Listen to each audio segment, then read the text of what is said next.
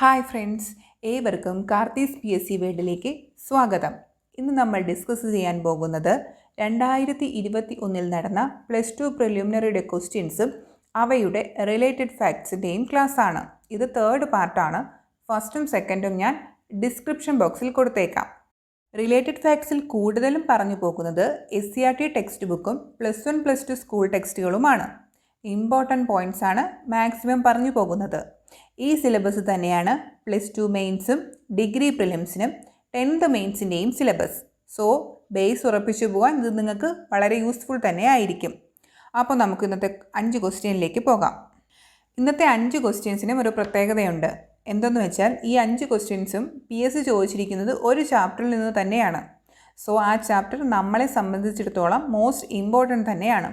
അത് ഏതെന്ന് വെച്ചാൽ 10th ക്ലാസ്സിലെ സോഷ്യൽ സയൻസിലെ പൊതുഭരണം എന്ന ചാപ്റ്ററാണ്. സിലബസിൽ എടുത്തു പറഞ്ഞിരിക്കുന്ന ഒരു ടോപ്പിക്കാണ് പൊതുഭരണം. സോ അത്രയും ഇമ്പോർട്ടൻസ് കൊടുത്തു വേണം നമ്മളത് പഠിക്കാനുള്ളത്. അപ്പോൾ ആ ക്വസ്റ്റ്യൻസും പൊതുഭരണം എന്ന ചാപ്റ്ററും നമുക്ക് ഒരുമിച്ച് പഠിച്ചു പോവാം. 11ാമത്തെ ക്വസ്റ്റ്യൻ, ഗവൺമെൻറ്റിൻ്റെ നയപരിപാടികളും വികസന പദ്ധതികളും നടപ്പാക്കുന്നതിന് ഭൗതിക സാഹചര്യങ്ങളും മനുഷ്യ വിഭവവും ഫലപ്രദമായി വിനിയോഗിക്കുന്നതിന് പറയുന്ന പേര് പൊതുഭരണം. ഗവൺമെൻറ്റിൻ്റെ നയപരിപാടികളും വികസന പദ്ധതികളും നടപ്പാക്കുന്നതിന് ഭൗതിക സാഹചര്യങ്ങളും മനുഷ്യ വിഭവവും ഫലപ്രദമായി വിനിയോഗിക്കുന്നതിന് പറയുന്ന പേരാണ് പൊതുഭരണം. അപ്പോൾ നമുക്ക് SCERT ചാപ്റ്ററിൽ നോക്കിയാൽ പൊതുഭരണം എന്ന ചാപ്റ്ററിൽ ആദ്യം തന്നിരിക്കുന്ന ഭാഗം ഒരു കൊട്ടേഷനാണ്. കൊട്ടേഷൻ എന്താണെന്ന് വെച്ചാൽ, പൊതുഭരണം എന്നാൽ ഗവൺമെൻറ് ഭരണത്തെ സംബന്ധിക്കുന്നതാണ്. പറഞ്ഞത് N. ഗ്ലാഡനാണ്. പൊതുഭരണം എന്നാൽ ഗവൺമെൻറ് ഭരണത്തെ സംബന്ധിക്കുന്നതാണ്. പറഞ്ഞതാരാണ്? N. ഗ്ലാഡൻ. പാശ്ചാത്യ ചിന്തകനാണ് N. ഗ്ലാഡൻ. അതുപോലെ രാജ്യത്തെ നിലവിലുള്ള നിയമങ്ങളും ഗവൺമെൻറ്റിൻ്റെ നയപരിപാടികളും വികസന പദ്ധതികളും നടപ്പാക്കുന്നതിന് ഭൗതിക സാഹചര്യങ്ങളും മനുഷ്യ വിഭവവും ഫലപ്രദമായി ഉപയോഗിക്കുന്നത് അറിയപ്പെടുന്നതാണ് പൊതുഭരണം. ക്വസ്റ്റ്യനിൽ വായിച്ചതാണിത്. ഇനി പൊതുഭരണത്തിൻ്റെ പ്രാധാന്യം എന്തൊക്കെയാണെന്ന് നോക്കാം. ഗവൺമെൻറ് നയങ്ങൾ രൂപപ്പെടുത്തുന്നു, ജനക്ഷേമം ഉറപ്പാക്കുന്നു, സാധനങ്ങളും സേവനങ്ങളും ലഭ്യമാക്കുന്നു, ജനകീയ പ്രശ്നങ്ങൾക്ക് പരിഹാരം കാണുന്നു. പൊതുഭരണത്തിൻ്റെ പ്രാധാന്യം എന്താണ്? ഗവൺമെൻറ് നയങ്ങൾ രൂപപ്പെടുത്തുന്നു, ജനക്ഷേമം ഉറപ്പാക്കുന്നു, സാധനങ്ങളും സേവനങ്ങളും ലഭ്യമാക്കുന്നു, ജനകീയ പ്രശ്നങ്ങൾക്ക് പരിഹാരം കാണുന്നു. അടുത്തത് നമുക്ക് ആ ചാപ്റ്ററിൽ തന്നെ പഠിക്കാനുള്ളത് മറ്റൊരു കൊട്ടേഷനാണ്. ആ കൊട്ടേഷനാണ് നമ്മുടെ 12ാമത്തെ ക്വസ്റ്റ്യനും. നിങ്ങൾ എന്തെങ്കിലും നടപ്പാക്കുന്നതിന് മുൻപ് നിങ്ങൾ കണ്ട പാവപ്പെട്ടവനും നിസ്സഹായനുമായ ഒരുവൻ്റെ മുഖം ഓർക്കുക. ഞാനിപ്പോൾ ചെയ്യാൻ പോകുന്നത് ആ പാവപ്പെട്ടവന് എങ്ങനെ സഹായമാകുമെന്ന് സ്വയം ചോദിക്കുക എന്ന് അഭിപ്രായപ്പെട്ട വ്യക്തി ആരാണ്? മഹാത്മാഗാന്ധി. നിങ്ങൾ എന്തെങ്കിലും നടപ്പാക്കുന്നതിന് മുൻപ് നിങ്ങൾ കണ്ട പാവപ്പെട്ടവനും നിസ്സഹായനുമായ ഒരുവൻ്റെ മുഖം ഓർക്കുക. ഞാനിപ്പോൾ ചെയ്യാൻ പോകുന്നത് ആ പാവപ്പെട്ടവന് എങ്ങനെ സഹായമാകുമെന്ന് സ്വയം ചോദിക്കുക എന്ന് അഭിപ്രായപ്പെട്ട വ്യക്തി ആരാണ്? മഹാത്മാഗാന്ധി. പൊതുഭരണത്തിലൂടെ ഗാന്ധി ലക്ഷ്യമിട്ടത് എല്ലാവരുടെയും താൽപ്പര്യ സംരക്ഷണം, കൂടുതൽ പരിരക്ഷയും പരിഗണനയും വേണ്ടവർക്ക് പ്രത്യേകമായ പരിരക്ഷയും പരിഗണനയും കൊടുക്കണം. പൊതുഭരണത്തിലൂടെ ഗാന്ധിജി ലക്ഷ്യമിട്ടത് എന്തൊക്കെയാണ്? എല്ലാവരുടെയും താൽപ്പര്യം സംരക്ഷണം, കൂടുതൽ പരിരക്ഷയും പരിഗണനയും വേണ്ടവർക്ക് പ്രത്യേകമായ പരിരക്ഷയും പരിഗണനയും കൊടുക്കണം. ഗ്രാമസ്വരാജ് എന്ന ആശയത്തിൻ്റെ ഉപജ്ഞാതാവാണ് ഗാന്ധിജി. ഗ്രാമസ്വരാജ് എന്ന ആശയത്തിൻ്റെ ഉപജ്ഞാതാവാരാണ്? ഗാന്ധിജി. ഗാന്ധിജിയുടെ ഗ്രാമസ്വരാജ് എന്ന ആശയത്തിൽ നിന്ന് രൂപം കൊണ്ട സ്ഥാപനങ്ങളാണ് പ്രാദേശിക ഭരണ സ്ഥാപനങ്ങൾ. ഗാന്ധിജിയുടെ ഗ്രാമസ്വരാജ് എന്ന ആശയത്തിൽ നിന്ന് രൂപം കൊണ്ട സ്ഥാപനങ്ങളാണ് പ്രാദേശിക ഭരണ സ്ഥാപനങ്ങൾ. അദ്ദേഹം പറഞ്ഞ കൊട്ടേഷൻ എന്തായിരുന്നു? നിങ്ങൾ എന്തെങ്കിലും നടപ്പാക്കുന്നതിന് മുൻപ് നിങ്ങൾ കണ്ട പാവപ്പെട്ടവനും നിസ്സഹായനുമായ ഒരുവൻ്റെ മുഖമോർക്കുക. ഞാനിപ്പോൾ ചെയ്യാൻ പോകുന്നത് ആ പാവപ്പെട്ടവൻ എങ്ങനെ സഹായമാകുമെന്ന് സ്വയം ചോദിക്കുക എന്ന് അഭിപ്രായപ്പെട്ട വ്യക്തിയാണ് മഹാത്മാഗാന്ധി. ഇത് എങ്ങനെ ഓർത്തു വയ്ക്കാമെന്ന് ചോദിച്ചാൽ, പാവപ്പെട്ടവർക്കും നിസ്സഹായർക്കും വേണ്ടിയല്ലേ ഗാന്ധി എപ്പോഴും നിലകൊണ്ടിട്ടുള്ളത്. അപ്പോൾ അത് വെച്ച് കണക്ട് ചെയ്താൽ മതി. പാവപ്പെട്ടവനെ നിസ്സഹായനെ ഓർക്കുമ്പോൾ മഹാത്മാഗാന്ധി ഓർക്കുക. പൊതുഭരണം എന്ന ചാപ്റ്ററിലെ നമ്മുടെ അടുത്ത ടോപ്പിക്ക് ഉദ്യോഗവൃന്ദം, ബ്യൂറോക്രസി. ഗവൺമെൻറ് സേവനങ്ങൾ ജനങ്ങളിൽ എത്തിക്കുന്നത് ഉദ്യോഗസ്ഥരാണ്. ഒരു പ്രീവിയസ് ക്വസ്റ്റ്യനും കൂടെയാണ് ഗവൺമെൻറ് സേവനങ്ങൾ ജനങ്ങളിൽ എത്തിക്കുന്നത് എങ്ങനെയാണ് എന്നുള്ളത്. അപ്പോൾ ഉദ്യോഗസ്ഥരാണ് ഗവൺമെൻറ് സേവനങ്ങൾ ജനങ്ങളിലേക്ക് എത്തിക്കുന്നത്. ഗവൺമെൻറ്റിൻ്റെ ഭരണനിർവഹണത്തിൽ സഹായിക്കുന്നതിനും നടപ്പാക്കുന്നതിനുമായി രൂപം നൽകിയിരിക്കുന്ന ഉദ്യോഗ സമൂഹമാണ് ഉദ്യോഗസ്ഥ വൃന്ദം. ഗവൺമെന്റിനെ ഭരണനിർവഹണത്തിൽ സഹായിക്കുന്നതിനും നടപ്പാക്കുന്നതിനുമായി രൂപം നൽകിയിരിക്കുന്ന ഉദ്യോഗ സമൂഹമാണ് ഉദ്യോഗസ്ഥ വൃന്ദം. രാജ്യത്തിൻ്റെ ഭൗതിക വിഭവങ്ങളും മനുഷ്യ വിഭവശേഷിയും പരമാവധി പ്രയോജനപ്പെടുത്തി അവയെ ശാസ്ത്രീയമായി വിനിയോഗിക്കുന്നതിനുള്ള പദ്ധതികൾ തയ്യാറാക്കുകയും നടപ്പിലാക്കുകയും ചെയ്യുന്നതാണ് ഉദ്യോഗസ്ഥ വൃന്ദമാണ്. രാജ്യത്തിൻ്റെ ഭൗതിക വിഭവങ്ങളും മനുഷ്യ വിഭവശേഷിയും പരമാവധി പ്രയോജനപ്പെടുത്തി അവയെ ശാസ്ത്രീയമായി വിനിയോഗിക്കുന്നതിനുള്ള പദ്ധതികൾ തയ്യാറാക്കുകയും നടപ്പിലാക്കുകയും ചെയ്യുന്നതാരാണ്? ഉദ്യോഗസ്ഥ വൃന്ദമാണ്. ഉദ്യോഗസ്ഥ വൃന്ദത്തിൻ്റെ സവിശേഷതകൾ എന്തൊക്കെയെന്ന് നോക്കാം. ശ്രേണീയപരമായ സംഘാടനം, ഹയറാർക്കിക്കൽ ഓർഗനൈസേഷൻ. ഏറ്റവും ഉയർന്ന തലത്തിൽ ഒരു ഉദ്യോഗസ്ഥനും താഴെ തലങ്ങളിലേക്ക് വരുംതോറും കൂടുതൽ ഉദ്യോഗസ്ഥരും ഉൾക്കൊള്ളുന്ന രീതിയാണ് ശ്രേണീപരമായ സംഘാടനം അല്ലെങ്കിൽ ഹയറാർക്കിക്കൽ ഓർഗനൈസേഷൻ. സ്ഥിരത, പെർമനൻസ്. ഉദ്യോഗസ്ഥരായി നിയമിക്കപ്പെട്ടവർക്ക് നിശ്ചിത പ്രായം വരെ സേവന കാലാവധി ഉണ്ടായിരിക്കും. വൈദഗ്ധ്യം, പ്രൊഫഷണലിസം. ഓരോ ഗവൺമെൻറ് ഉദ്യോഗസ്ഥനും തങ്ങൾ നിർവഹിക്കേണ്ടി വരുന്ന തൊഴിലിൽ വൈദഗ്ധ്യമുള്ളവരായിരിക്കും. യോഗ്യതയെ അടിസ്ഥാനമാക്കി നിയമനം, appointment on the basis of qualification. വിദ്യാഭ്യാസ യോഗ്യതയെ അടിസ്ഥാനമാക്കിയാണ് ഉദ്യോഗസ്ഥരെ തിരഞ്ഞെടുക്കുകയും നിയമിക്കുകയും ചെയ്യുന്നത്. രാഷ്ട്രീയ നിഷ്പക്ഷത, പൊളിറ്റിക്കൽ ന്യൂട്രാലിറ്റി. ഏതു രാഷ്ട്രീയ കക്ഷി അധികാരത്തിൽ വന്നാലും നയങ്ങൾ നടപ്പാക്കാൻ ഉദ്യോഗസ്ഥർ ബാധ്യസ്ഥരാണ്. കക്ഷി രാഷ്ട്രീയ താൽപ്പര്യങ്ങൾ അവരുടെ പ്രവർത്തനങ്ങളിൽ പ്രതിഫലിപ്പിക്കാൻ പാടില്ല. അതായത് അവർ നിഷ്പക്ഷമായി പ്രവർത്തിക്കണം. എന്തൊക്കെയായിരുന്നു ഉദ്യോഗസ്ഥ വൃന്ദത്തിൻ്റെ സവിശേഷതകൾ? ശ്രേണീപരമായ സംഘാടനം, സ്ഥിരത, വൈദഗ്ധ്യം, യോഗ്യത അടിസ്ഥാനമാക്കി നിയമനം, രാഷ്ട്രീയ നിഷ്പക്ഷത. അടുത്ത ടോപ്പിക്ക് ഇന്ത്യൻ സിവിൽ സർവീസ് ആണ്. കേന്ദ്ര ഗവൺമെൻറ്റിൻ്റെയും സംസ്ഥാന ഗവൺമെൻറ്റിൻ്റെയും കീഴിൽ പ്രവർത്തിക്കുന്ന മുഴുവൻ ഉദ്യോഗസ്ഥരും വിവിധ പൊതുമേഖലാ സ്ഥാപനങ്ങളിലെ ഉദ്യോഗസ്ഥരും ഉൾപ്പെട്ടത് അറിയപ്പെടുന്നതാണ് ഇന്ത്യൻ സിവിൽ സർവീസ്. എന്താണ് ഇന്ത്യൻ സിവിൽ സർവീസ്? കേന്ദ്ര ഗവൺമെൻറ്റിൻ്റെ സംസ്ഥാന ഗവൺമെൻറ്റിൻ്റെയും കീഴിൽ പ്രവർത്തിക്കുന്ന മുഴുവൻ ഉദ്യോഗസ്ഥരും വിവിധ പൊതുമേഖലാ സ്ഥാപനങ്ങളിലെ ഉദ്യോഗസ്ഥരും ഉൾപ്പെടുന്നത് അറിയപ്പെടുന്നതാണ് Indian civil service. Indian civil സർവീസിനെ മൂന്നായിട്ട് നമുക്ക് ഡിവൈഡ് ചെയ്യാം.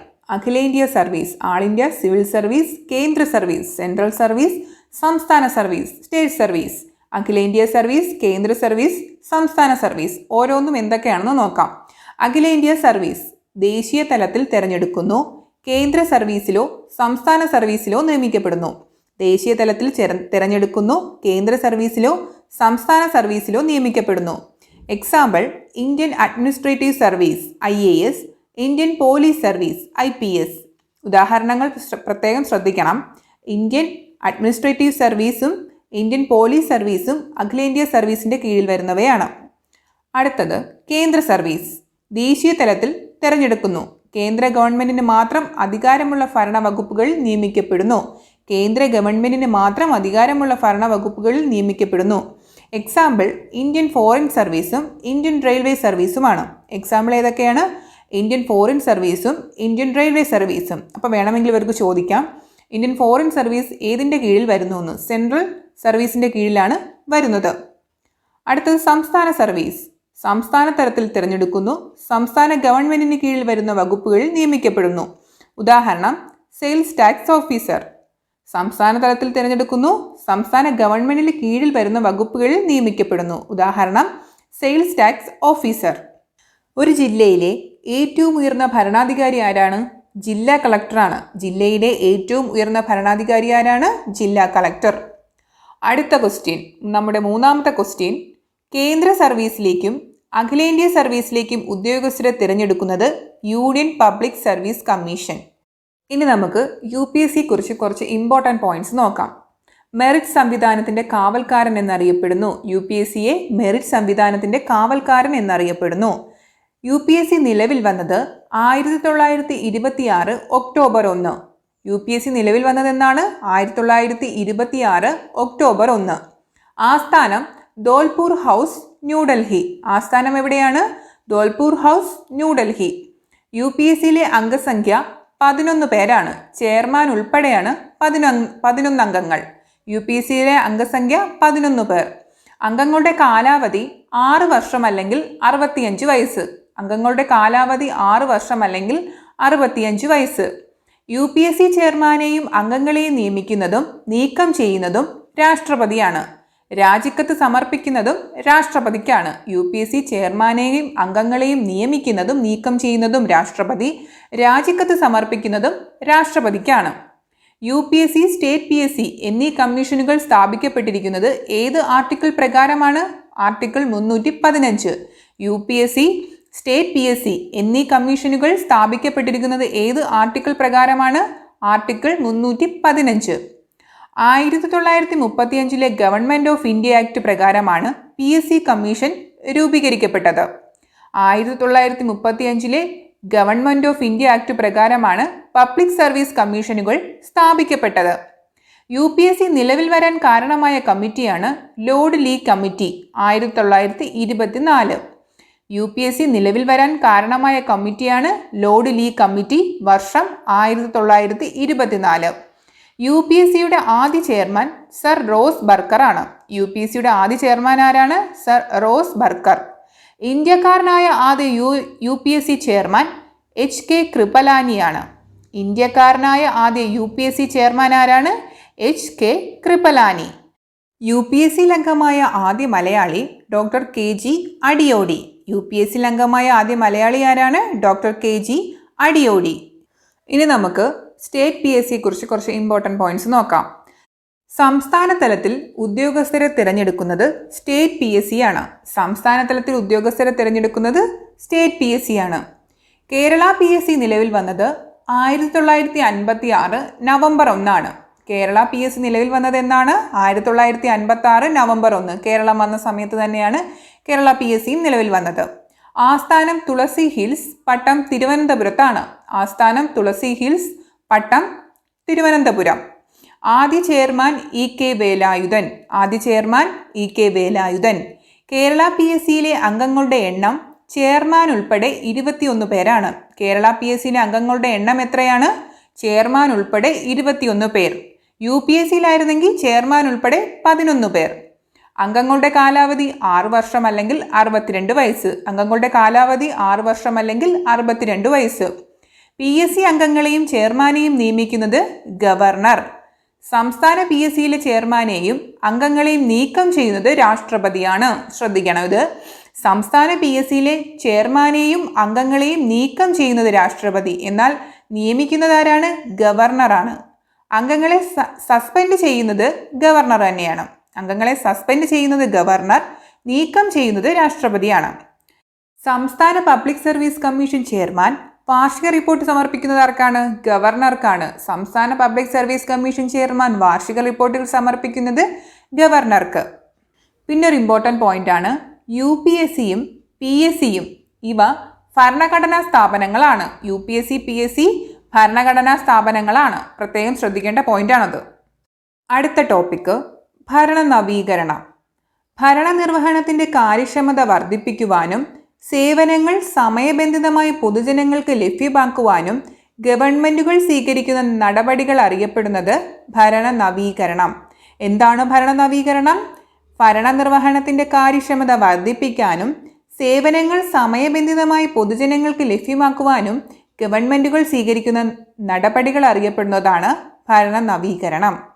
ഭരണം കൂടുതൽ കാര്യക്ഷമവും ജനസൗഹൃദപരവുമാക്കുക എന്ന ലക്ഷ്യത്തോടെ ദേശീയ തലത്തിലും സംസ്ഥാന തലത്തിലും ഭരണപരിഷ്കാര കമ്മീഷനുകൾ രൂപീകരിക്കപ്പെട്ടിട്ടുണ്ട്.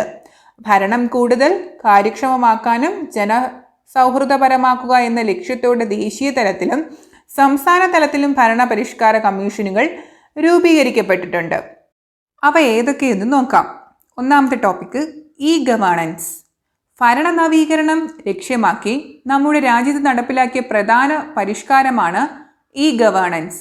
ഭരണ നവീകരണം ലക്ഷ്യമാക്കി നമ്മുടെ രാജ്യത്ത് നടപ്പിലാക്കിയ പ്രധാന പരിഷ്കാരങ്ങളാണ് ഗവേണൻസ്. ഇലക്ട്രോണിക് സാങ്കേതിക വിദ്യയുടെ ഭരണരംഗത്തെ ഉപയോഗം അറിയപ്പെടുന്നതാണ് ഗവേണൻസ്. ഇലക്ട്രോണിക് സാങ്കേതിക വിദ്യയുടെ ഭരണരംഗത്തെ ഉപയോഗം അറിയപ്പെടുന്നതാണ് ഗവേണൻസ്. ഗവേണൻസിനെ കുറിച്ച് ഡോക്ടർ APJ അബ്ദുൽ കലാം പറഞ്ഞത് എന്താണെന്ന് നോക്കാം. സുതാര്യവും ചുറുചുറുക്കുമുള്ള ഗവൺമെൻറ് പദ്ധതി. എല്ലാവരിലും സുരക്ഷിതമായും വേഗത്തിലും ഡിപ്പാർട്ട്മെന്റ് തലത്തിലുമുള്ള തടസ്സങ്ങളില്ലാതെയും എത്തുന്ന വിവരങ്ങൾ. എല്ലാ പൗരന്മാർക്കും യാതൊരു പക്ഷാഭേദവുമില്ലാതെ വ്യക്തമായ സേവനം ലഭ്യമാക്കുന്ന പദ്ധതി. ആരാണ് പറഞ്ഞത്? Doctor APJ Abdul Kalam. അദ്ദേഹം എന്താണ് പറഞ്ഞത്? സുതാര്യവും ചുറുചുറുക്കുമുള്ള ഗവൺമെന്റ് പദ്ധതി എല്ലാവരിലും സുരക്ഷിതമായും വേഗത്തിലും ഡിപ്പാർട്ട്മെന്റ് തലത്തിലുമുള്ള തടസ്സങ്ങളില്ലാതെയും എത്തുന്ന വിവരങ്ങൾ എല്ലാ പൗരന്മാർക്കും യാതൊരു പക്ഷാഭേദവുമില്ലാതെ വ്യക്തമായ സേവനം ലഭ്യമാക്കുന്ന പദ്ധതി. ഈ ഗവേണൻസിനെ കുറിച്ചാണ് അദ്ദേഹം ഇങ്ങനെ പരാമർശിക്കപ്പെട്ടത്. ഇതൊരു കൊട്ടേഷനാണ്, തീർച്ചയായും ഇത് പഠിച്ചു വച്ചിരിക്കണം. ഈ ഗവേണൻസിനെ കുറിച്ച് ഇങ്ങനെ അഭിപ്രായപ്പെട്ടത് ആരെന്ന് വേണമെങ്കിൽ ചോദിക്കാം. അപ്പോൾ ഓർത്തു വയ്ക്കുക, APJ അബ്ദുൽ കലാം. അദ്ദേഹം നല്ല ചുറുചുറുക്കുള്ള വ്യക്തി ആയതുകൊണ്ടാണല്ലോ ഇന്ത്യയുടെ പ്രസിഡൻ്റൊക്കെ ആയത്. അപ്പോൾ അത് വെച്ച് കണക്ട് ചെയ്താൽ മതി. നേരത്തെ പറഞ്ഞ നിസ്സഹായനും പാവപ്പെട്ടനെ ഓർക്കുമ്പം മഹാത്മാഗാന്ധിയെ ഓർക്കണം. ഇവിടെ ചുറുചുറുക്കുള്ളതും പിന്നെ എല്ലാ പൗരന്മാർക്കും യാതൊരു പക്ഷാഭേദവുമില്ലാതെ നിന്ന വ്യക്തിയെ ഓർക്കുമ്പോഴും APJ അബ്ദുൽ കലാമിനെ ഓർക്കണം. അടുത്തത് ഈ ഗവേണൻസിൻ്റെ ഉദാഹരണങ്ങൾ എന്തൊക്കെയാണെന്ന് നോക്കാം. ഹയർ സെക്കൻഡറി പ്രവേശനത്തിനായുള്ള ഏകജാലക അപേക്ഷ, സ്കോളർഷിപ്പിനായുള്ള ഓൺലൈൻ അപേക്ഷ. ഈ ഗവേണൻസിന് ഉദാഹരണങ്ങൾ ഏതൊക്കെയാണ്? ഹയർ സെക്കൻഡറി പ്രവേശനത്തിനുള്ള ഏകജാലക അപേക്ഷ, സ്കോളർഷിപ്പുകൾക്കായുള്ള ഓൺലൈൻ അപേക്ഷ. ഈ ഗവേണൻസിലൂടെ ഗവൺമെൻറ് നൽകുന്ന സേവനങ്ങൾ ജനങ്ങൾക്ക് പ്രയോജനപ്പെടുത്തുന്നതിനായി രൂപം നൽകിയിട്ടുള്ള സംരംഭം അക്ഷയ കേന്ദ്രം. ഈ ഗവേണൻസിലൂടെ ഗവൺമെൻറ് നൽകുന്ന സേവനങ്ങൾ ജനങ്ങൾക്ക് പ്രയോജനപ്പെടുത്തുന്നതിനായി രൂപം നൽകിയിട്ടുള്ള സംരംഭമാണ് അക്ഷയ കേന്ദ്രം. ഈ ചോദ്യം തന്നെയാണ് നമ്മുടെ ഇന്നത്തെ 4ാമത്തെ പ്രീവിയസ് ക്വസ്റ്റ്യനും. ഈ ഗവേണൻസിലൂടെ ഗവൺമെൻറ് നൽകുന്ന സേവനങ്ങൾ ജനങ്ങൾക്ക് പ്രയോജനപ്പെടുത്തുന്നതിനായി രൂപം നൽകിയിട്ടുള്ള സംരംഭമാണ് അക്ഷയ കേന്ദ്രം. ഇൻ്റർനെറ്റ് ഇലക്ട്രോണിക് സാങ്കേതികവിദ്യയുടെ പ്രാഥമിക അറിവാണ് ഈ സാക്ഷരത. ഇൻ്റർനെറ്റ് ഇലക്ട്രോണിക് സാങ്കേതികവിദ്യയുടെ പ്രാഥമിക അറിവ് എന്താണ്? ഈ സാക്ഷരത. നെക്സ്റ്റ് ടോപ്പിക്, വിവരാവകാശ നിയമം. രാജ്യത്തെ പൗരന്മാർക്കെല്ലാം വിവരങ്ങൾ അറിയാനുള്ള അവകാശം ഉറപ്പുവരുത്തുന്ന നിയമമാണ് വിവരാവകാശ നിയമം. രാജ്യത്തെ പൗരന്മാർക്കെല്ലാം വിവരങ്ങൾ അറിയാനുള്ള അവകാശം ഉറപ്പുവരുത്തുന്ന നിയമമാണ് വിവരാവകാശ നിയമം.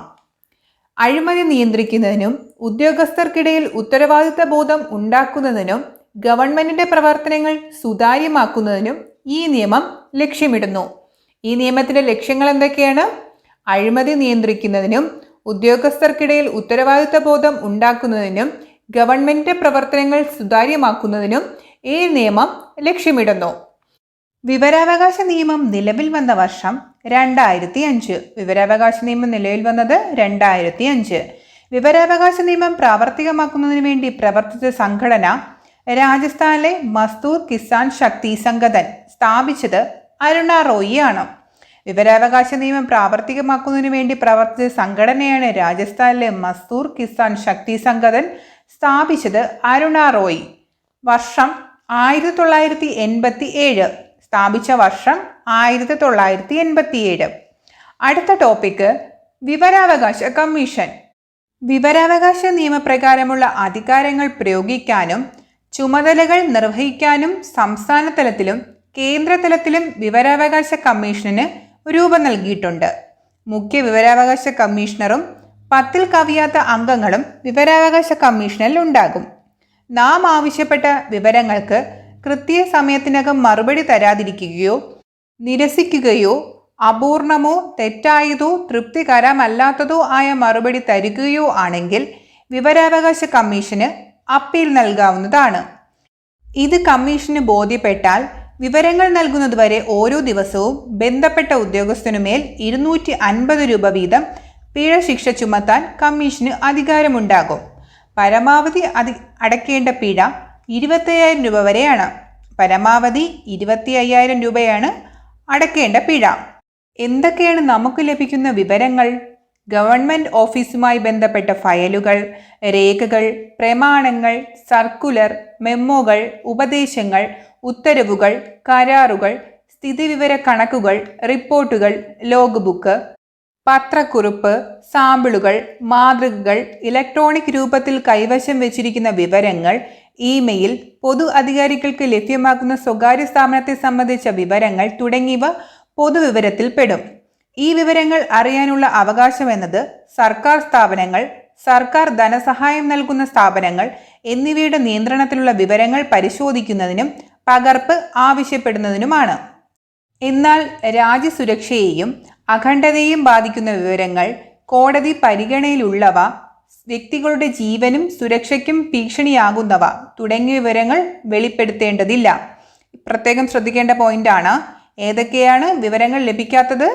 രാജ്യസുരക്ഷയെയും അഖണ്ഡതയെയും ബാധിക്കുന്ന വിവരങ്ങൾ, കോടതി പരിഗണനയിലുള്ളവ, വ്യക്തികളുടെ ജീവനും സുരക്ഷയ്ക്കും ഭീഷണിയാകുന്നവ തുടങ്ങിയ വിവരങ്ങൾ വെളിപ്പെടുത്തേണ്ടതില്ല. ഇന്ന് നമുക്ക് വിവരാവകാശ കമ്മീഷന്റെ കുറച്ച് അഡീഷണൽ പോയിന്റ്സ് കൂടി നോക്കാം.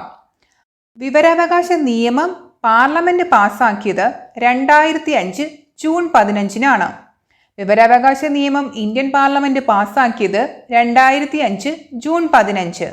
നിലവിൽ വന്നത് 2005 ഒക്ടോബർ 12. നിലവിൽ വന്നതെന്നാണ്? 2005 ഒക്ടോബർ 12. മുഖ്യ കമ്മീഷണറെയും അംഗങ്ങളെയും നിയമിക്കുന്നതും നീക്കം ചെയ്യുന്നതും രാഷ്ട്രപതി.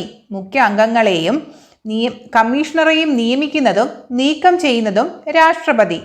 മുഖ്യ കമ്മീഷണറെയും അംഗങ്ങളെയും രാജിക്കത്ത് സമർപ്പിക്കുന്നതും രാഷ്ട്രപതിക്കാണ്. മുഖ്യ കമ്മീഷണറും അംഗങ്ങളും രാജിക്കത്ത് സമർപ്പിക്കുന്നതും രാഷ്ട്രപതിക്കാണ്.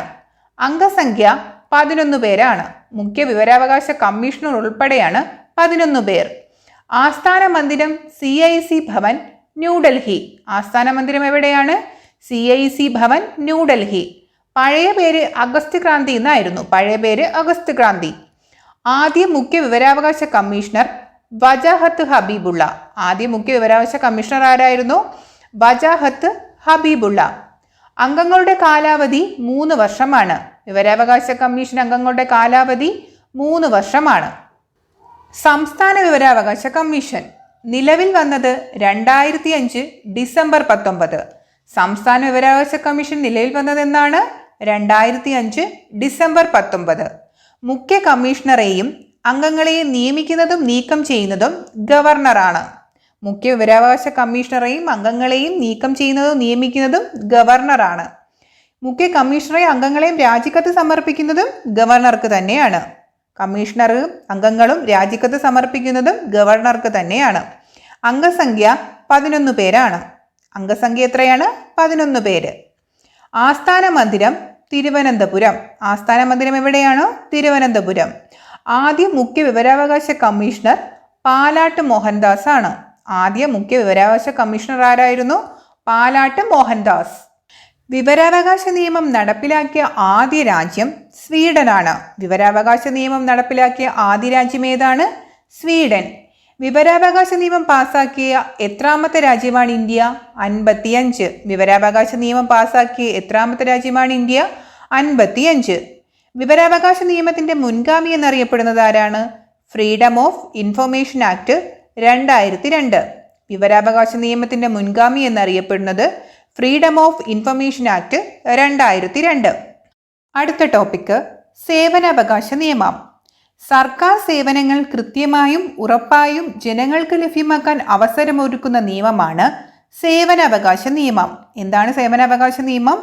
സർക്കാർ സേവനങ്ങൾ കൃത്യമായും ഉറപ്പായും ജനങ്ങൾക്ക് ലഭ്യമാക്കാൻ അവസരമൊരുക്കുന്ന നിയമമാണ് സേവനാവകാശ നിയമം. ഓരോ സർക്കാർ ഓഫീസും നൽകുന്ന സേവനങ്ങൾ എത്ര കാലപരിധിക്കുള്ളിൽ നൽകണമെന്ന് ഈ നിയമം അനുശാസിക്കുന്നു. ഓരോ സർക്കാർ ഓഫീസും നൽകുന്ന സേവനങ്ങൾ എത്ര കാലപരിധിക്കുള്ളിൽ നൽകണമെന്ന് ഈ നിയമം അനുശാസിക്കുന്നു. അർഹതപ്പെട്ട സേവനം നിശ്ചിത കാലത്തിനകം പൗരനു നൽകിയില്ലെങ്കിൽ ഉത്തരവാദിത്തപ്പെട്ട ഉദ്യോഗസ്ഥർ പിഴ ഒടുക്കണമെന്ന് വ്യവസ്ഥ നിയമത്തിലുണ്ട്. അർഹതപ്പെട്ട സേവനം നിശ്ചിത കാലത്തിനകം പൗരനു നൽകിയില്ലെങ്കിൽ ഉത്തരവാദിത്തപ്പെട്ട ഉദ്യോഗസ്ഥർ പിഴ ഒടുക്കണമെന്ന വ്യവസ്ഥയും നിയമത്തിലുണ്ട്. കേരളത്തിൽ സേവനാവകാശ നിയമം പ്രാബല്യത്തിൽ വന്ന വർഷം എന്നാണ്? 2012 നവംബർ 1. കേരളത്തിൽ സേവനാവകാശ നിയമം പ്രാബല്യത്തിൽ വന്ന വർഷം 2012 നവംബർ 1. അടുത്ത നമ്മുടെ ടോപ്പിക്കാണ് ലോക്പാലും ലോകായുക്തയും. എന്താണ് ലോക്പാലും ലോകായുക്തയും? ഭരണതലത്തിലും ഉദ്യോഗസ്ഥ തലത്തിലും രാഷ്ട്രീയ തലത്തിലുമുള്ള അഴിമതി തടയുന്നതിനായി ദേശീയ തലത്തിൽ രൂപം കൊണ്ട സ്ഥാപനമാണ് ലോക്പാൽ. ഭരണതലത്തിലും ഉദ്യോഗസ്ഥ തലത്തിലും രാഷ്ട്രീയ തലത്തിലുമുള്ള അഴിമതി തടയുന്നതിനായി ദേശീയ തലത്തിൽ രൂപം നൽകിയ സ്ഥാപനമാണ് ലോക്പാൽ. സംസ്ഥാന തലത്തിൽ അഴിമതി തടയുന്നതിനായി രൂപം നൽകിയ സ്ഥാപനമാണ് ലോകായുക്ത. സംസ്ഥാന തലത്തിൽ അഴിമതി തടയുന്നതിനായി രൂപം നൽകിയ സ്ഥാപനം ലോകായുക്ത. ഈ ക്വസ്റ്റ്യൻ തന്നെയാണ് നമ്മുടെ ഇന്നത്തെ 5ാമത്തെ പ്രീവിയസ് ക്വസ്റ്റ്യനും. സംസ്ഥാന തലത്തിൽ അഴിമതി തടയുന്നതിനായി രൂപം നൽകിയ സ്ഥാപനം ലോകായുക്ത. കോടതി നടപടികളുടെ രീതിയാണ് ഇവയ്ക്കുള്ളത്. ഇന്ത്യയിലെ ആദ്യ ലോക്പാൽ പിനാകി ചന്ദ്രഘോഷ് ആണ്. ആരാണ്? പിനാകി ചന്ദ്രഘോഷ്. ലോക്പാൽ ബില്ല് പാസ്സാക്കാനായിട്ട് നിരാഹാരമനുഷ്ഠിച്ച വ്യക്തിയാണ് അണ്ണാ ഹസാരെ. ആരാണ്? അണ്ണാ ഹസാരെ. ലോക്പാലിലെ അംഗസംഖ്യ 9 പേരാണ്. ചെയർമാൻ ഉൾപ്പെടെയാണ് 9 പേർ. ലോകായുക്തയെ നിയമിച്ച ആദ്യ സംസ്ഥാനം മഹാരാഷ്ട്രയാണ്. എന്നാൽ ലോകായുക്ത നിയമം വന്ന ആദ്യ സംസ്ഥാനം ഒഡീഷയാണ്. ആദ്യം നിലവിൽ വന്ന സംസ്ഥാനം ഒഡീഷ. ലോകായുക്തയെ നിയമിച്ച ആദ്യ സംസ്ഥാനം മഹാരാഷ്ട്രയാണ്. കേരള ലോകായുക്ത നിലവിൽ വന്നത് 1998 നവംബർ 15-നാണ്. കേരള ലോകായുക്ത നിലവിൽ വന്നത് എന്നാണ്? 1998 നവംബർ 15. കേരളത്തിലെ ആദ്യ ലോകായുക്ത PC ബാലകൃഷ്ണ മേനോനാണ്. PC ബാലകൃഷ്ണ മേനോൻ. അടുത്തത് സെൻട്രൽ വിജിലൻസ് കമ്മീഷൻ. കേന്ദ്ര ഗവൺമെന്റ് ഓഫീസുമായി ബന്ധപ്പെട്ട് അഴിമതി തടയുന്നതിന് ദേശീയ തലത്തിൽ രൂപം നൽകിയ സ്ഥാപനമാണ് സെൻട്രൽ വിജിലൻസ് കമ്മീഷൻ. കേന്ദ്ര ഗവൺമെന്റ് ഓഫീസുമായി ബന്ധപ്പെട്ട അഴിമതി തടയുന്നതാണ് സെൻട്രൽ വിജിലൻസ് കമ്മീഷന്റെ ലക്ഷ്യം. കേന്ദ്ര ഗവൺമെന്റ് ഓഫീസുമായി ബന്ധപ്പെട്ട അഴിമതി തടയുന്നതിന് ദേശീയ തലത്തിൽ രൂപം കൊണ്ട സ്ഥാപനമാണ് central vigilance commission. Central vigilance commission നിലവിൽ വന്ന വർഷം എന്നാണ്? 1964. സെൻട്രൽ വിജിലൻസ് കമ്മീഷൻ നിലവിൽ വന്ന വർഷം 1964. ഇതിലെ അംഗങ്ങൾ 4 പേരാണ്. അംഗങ്ങളുടെ എണ്ണം 4 പേര്. മുഖ്യ വിജിലൻസ് ഓഫീസറും വിജിലൻസ് കമ്മീഷണർമാരും ഉൾപ്പെടുന്നതാണ് വിജിലൻസ് കമ്മീഷൻ.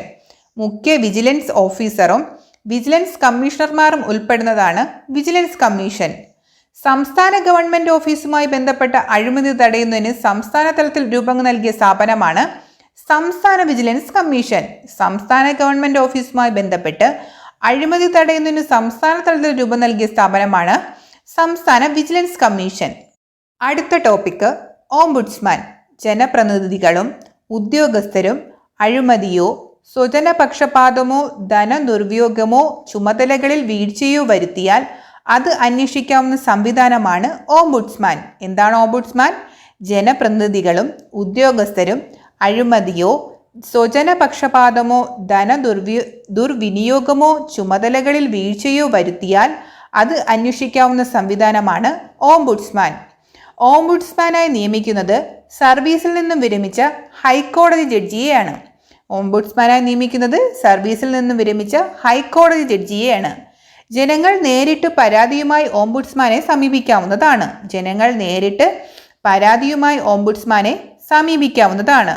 ബാങ്കിംഗ് രംഗത്ത് ഇടപാടുകാരുടെ പരാതി കേൾക്കാനും പരിഹരിക്കാനുമുള്ള സംവിധാനമാണ് ബാങ്കിംഗ്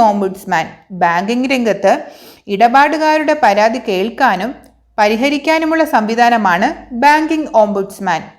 ബാങ്കിംഗ് ഓംബുഡ്സ്മാനെ നിയമിക്കുന്നത് RBI ഗവർണർ ആയിരിക്കും. RBI governor. ഇന്ന് പഠിച്ച ഈ ചാപ്റ്റർ ഈ ഡയഗ്രത്തിന്റെ സഹായത്തോടെ നമുക്ക് പെട്ടെന്ന് മനസ്സിലാക്കാൻ സാധിക്കും. പൊതുഭരണത്തിന്റെ പ്രാധാന്യം നമ്മൾ പഠിച്ചു. ഉദ്യോഗസ്ഥ വൃന്ദം എന്തൊക്കെയാണെന്ന് നോക്കി. ഇന്ത്യയിലെ ഉദ്യോഗസ്ഥ വൃന്ദത്തെ 3ആയി ഡിവൈഡ് ചെയ്തിരിക്കുന്നു. ഏതൊക്കെയാണവ? അഖിലേന്ത്യാ സർവീസ്, കേന്ദ്ര സർവീസ്, സംസ്ഥാന സർവീസ്. ഭരണ നവീകരണത്തെ ഗവേണൻസ്, അറിയാനുള്ള അവകാശത്തിൽ എന്ത് നിയമമാണ് കൊണ്ടുവന്നത്? വിവരാവകാശ കമ്മീഷൻ. സേവനാവകാശം, കേന്ദ്ര വിജിലൻസ് കമ്മീഷൻ. ലോക്പാലിന്റെ കീഴിലാണ് ലോകായുക്തയും ഓംബുഡ്സ്മാനും വരുന്നത്. അപ്പോൾ ഇതൊക്കെയായിരുന്നു ഇന്നത്തെ 5 പ്രീവിയസ് ക്വസ്റ്റ്യൻസും അവയുടെ എക്സ്പ്ലനേഷൻസും. എൻ്റെ ക്ലാസ് ആദ്യമായിട്ടാണ് കാണുന്നതെങ്കിൽ സബ്സ്ക്രൈബ് ചെയ്യുക, ബെൽ ബട്ടൺ ക്ലിക്ക് ചെയ്യുക. ക്ലാസ് ഇഷ്ടമായെങ്കിൽ ലൈക്ക് ചെയ്യുക, കമൻറ്റ് ചെയ്യുക, മറ്റുള്ളവർക്ക് വേണ്ടി ഷെയർ ചെയ്യുക. താങ്ക്